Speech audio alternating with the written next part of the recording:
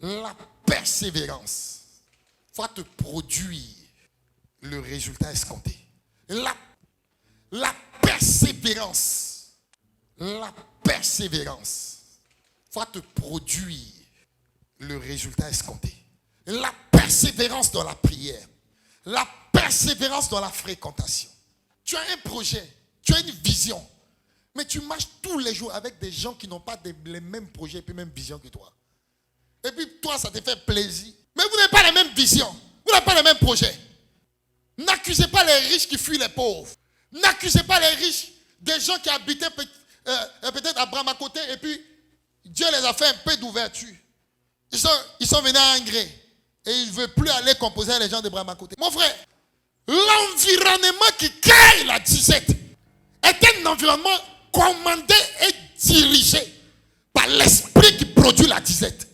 Il y a les lois de lieu et les lois territoriales. Ce principe-là peut te faire régresser. C'est comme une corde. Quand on met à tes pieds là, tu ne peux pas bouger. Sinon, ce n'est pas mauvais, ce n'est pas méchant. Tu peux aimer des gens qui t'ont vu grandir. Mais il y a certains parmi eux, tu ne dois pas passer du temps avec eux. Pas parce que tu ne les aimes pas, mais parce que tu sais que quand tu vas marcher avec eux, tu n'auras pas la mentalité de tes rêves.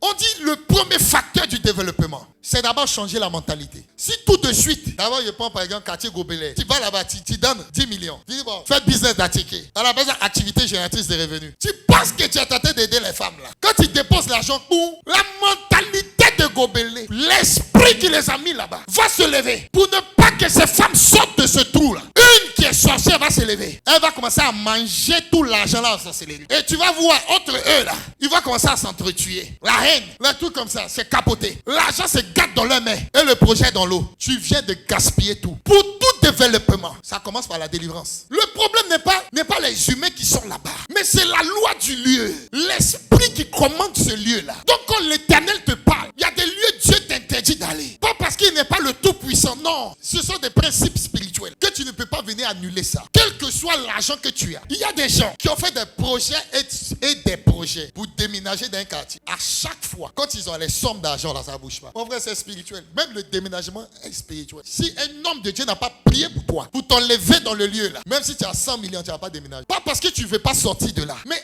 l'esprit là te gouverne. Paul, ayant les secrets de toutes ces manifestations, il dit, en dépit de toutes tes bonnes œuvres, il te faut la persévérance dans la prière. Ça va te donner une position spirituelle de dominer les esprits qui te poussent à ne plus croire et à abandonner Dieu. Mais pourquoi c'est comme ça? Dieu te dit, pour certaines prophéties qu'il te donne, il y a un endroit que cette prophétie peut marcher. C'était par rapport à cette prophétie que Dieu va dire à Isaac, il ne faut pas partir de Canaan. Reste là. J'ai une alliance avec ton père. L'alliance que Dieu a fait avec son père, là, il y avait un lieu pour ça. Il y a un lieu, que ça marche, que ça fonctionne. Quand tu quittes ce lieu, ça ne marche pas. Et c'est ce principe de lieu que Élie a défié les dieux de Baal. Élie a ramassé les 12 pierres dans le torrent de Kérit là. C'est lui qui a choisi l'endroit pour défier les dieux de Baal. Parce qu'il sait, si c'est sur mon territoire là, le dieu de Baal n'a pas le pouvoir. Il y a des endroits qui augmentent tes capacités d'agir. Il y a des endroits qui favorisent même tes rêves. Il y a des endroits même tu es dedans, la palu te quitte. Est-ce que tu me